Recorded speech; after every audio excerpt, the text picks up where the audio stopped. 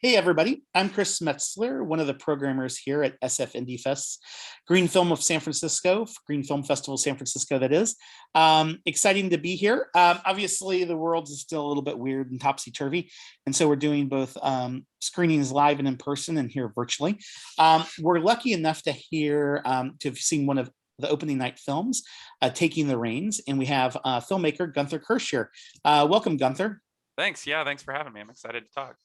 Yeah, it was neat to kind of run across your film. I love the way that you kind of approach the storytelling. And, one of the first questions that kind of struck me with watching it afterwards, I was like, how in the world did he, find out about this story? So, yeah, how did you kind of meet these families and know that you had a film to make?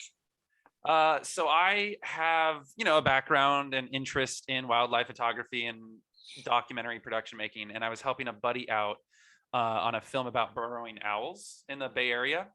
And burrowing owls I don't know if they're federally endangered, but their habitat's severely impacted in the area with all the development going on. And we met Clayton Copeman, one of the main characters in the film, in an interview process because he was helping install burrowing owl habitat, like artificial burrowing owl holes in rangeland that he was grazing. Oh, wow. So we spoke to him about that. And then, off camera, we started asking him more about himself. And he told us about the ranch and everything that went on.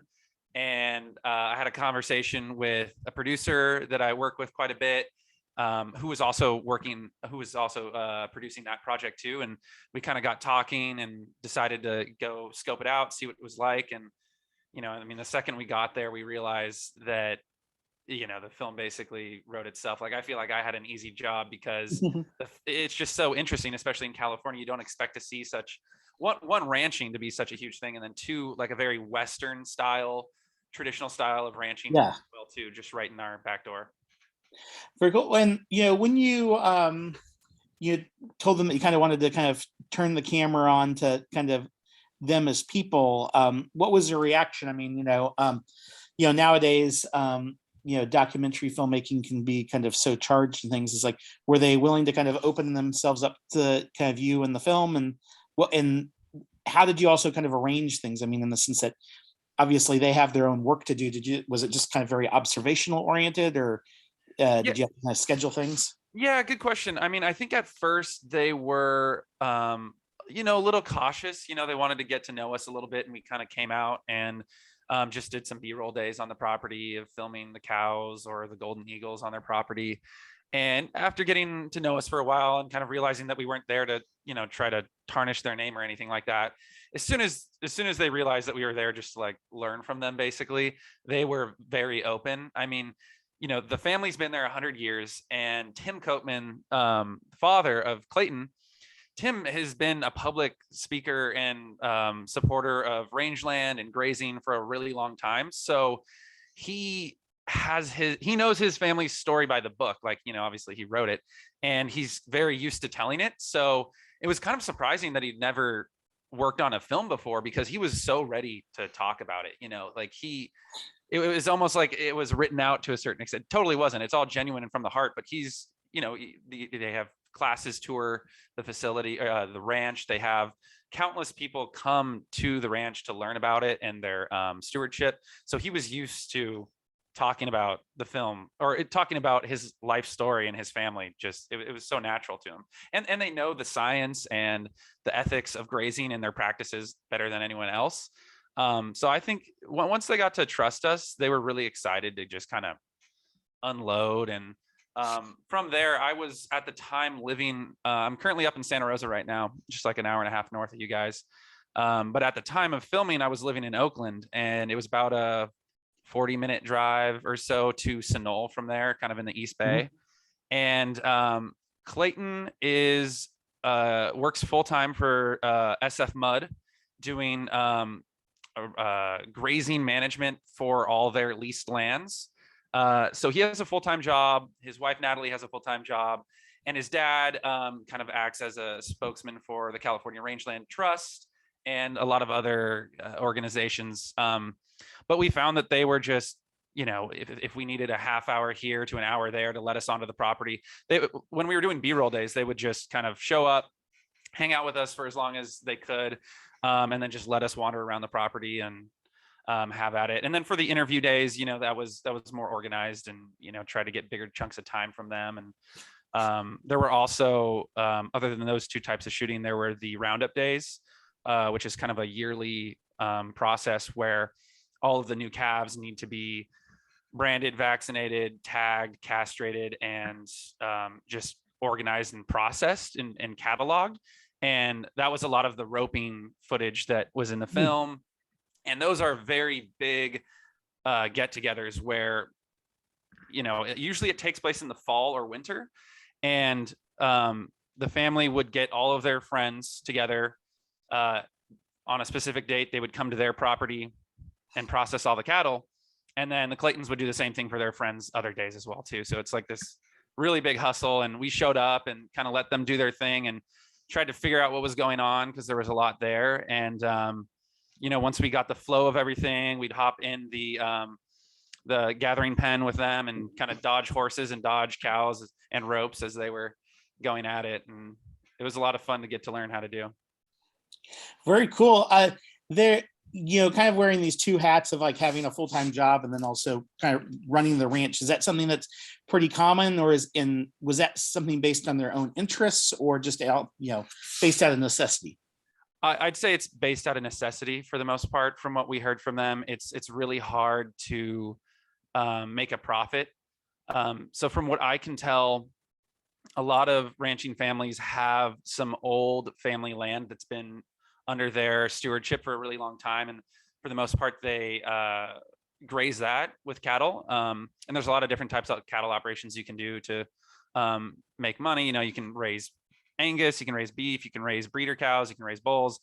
And all the families seem to do a kind of a combination of the two, as well as leasing grazing land too, to kind of extend or supplement the amount of land that is under their direct ownership.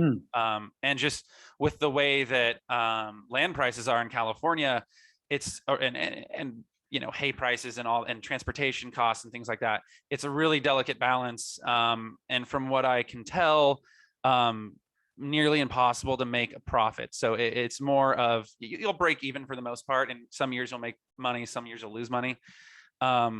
But from what I can tell, it's mostly out of necessity that everyone has a full-time job. That might not be the case for everyone, but I think for most ranching families, they have a full-time job on the side. The lucky ones, which the Coatmans are in the process of doing, are expanding their direct to consumer sales, which requires some, bureaucracy hoops to jump through. And I think once they get in the flow of things with that, that'll kind of provide them more of a sustainable business model where they can put more of their time directly into the ranch and their brand. Cool. And then, as we kind of wrap things up, I was just wondering, you started this process and kind of a curiosity of wanting to know more and spend time there. Was there anything that kind of surprised you, or any kind of challenges that you ran into of like filming just to kind of capture the story in the way that you wanted? Yeah, I'd say the most challenging part was the way the ecosystem in this part of California works. It's a savanna oak woodland. Most of the year, you see, like if you're driving through the hills, they're going to look dead and dry. So if you want to film the springtime, when a lot of the bird activity is really high, there's a lot of life, there's a lot of noise, there's a lot of wildflowers, which all of that, while it wasn't the only part of the story, it was really important that we captured that. Realistically, you only have a couple month window to get everything. And that's not to mention days where you just can't because of work, or days where you can't because of rain. So we had like 2 to 3 months per year, and we filmed for 2.5, 3 years, where we just we had, the cinematography team was big. It wasn't just me. We were working with cinematographer Justin Lewis, my buddy Tim Terry, and Ian Nelson. And there would be some days where it would be all of us out there. We would get out early. Sometimes we'd camp over night and wake up really early in the morning. And the hardest part was capturing the eagles. I mean, the term, I realized that the term eagle eye is it is a thing. Those eagles know exactly where you are before you know where they are. And we would often kind of approach where the nest was, and the parents would scatter, and the eggs or the chicks would be in the nest all day long. It was pretty easy to film them, luckily, especially because of the way the tree was positioned in the canyon. You could very easily just kind of walk up the hill and shoot down into the tree, luckily. Oh, wow. But to film the parents, we'd go film the eagle chicks in their nest, and then we wouldn't see the parents, or nothing would be really happening, because we wanted to get footage of them actually feeding them, which we never really got. Justin was able to get some of that evening footage of the chicks like plucking at a ground squirrel. So we would leave the nest area, and as we would like round the corner of the hill, we would see the parents fly in right as we had left. So they had been watching us the whole time. Yeah, so I would say kind of learning eagle behavior and trying to work with that, while also like having an ethic of not disturbing them, especially during sensitive times of the breeding season, was important. But overall, I would say it was a lot easier than I expected. The first like intuition that I got when I walked on the land is like, wow, this is a national park. It's a wilderness preserve, basically. And not only that, there's just no one who really visits it at the scale of a national park or a wilderness preserve. So the animals, the wildlife, the habitat, we're so accustomed to seeing small groups of people on the land that we really weren't much of an intrusion at all.